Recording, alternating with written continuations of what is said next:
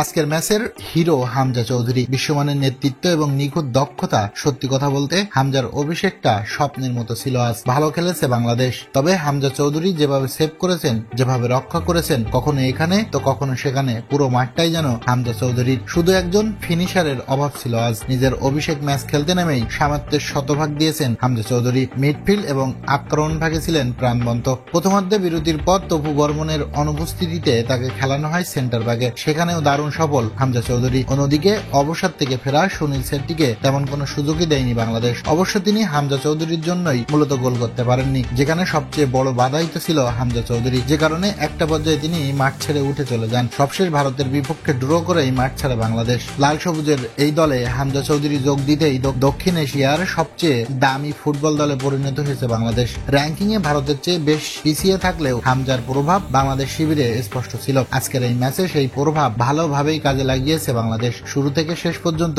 গোলের সুযোগ তৈরি করেছিল, কিন্তু একের পর এক সুযোগ হাতছাড়া হয়ে যাওয়ার কারণে শেষ পর্যন্ত ম্যাচটি ড্র হয়েছে। তবে শেষ দিকে এসে হামজা চৌধুরীকে যেভাবে বারবার ট্যাকেল করছিল ভারতের ফুটবলাররা, তাতে বেশ মেজাজ হারিয়ে ফেলেন হামজা চৌধুরী। একটা পর্যায়ে তো রেফারির ভুলভাল সিদ্ধান্ত দিচ্ছিলেন, তখনই প্রতিবাদ করেই ফেলেন হামজা চৌধুরী। কারণ হামজা ছাড় দেন কিন্তু ছেড়ে দেন না, আর ভারত হলে তো প্রশ্নই ওঠে না।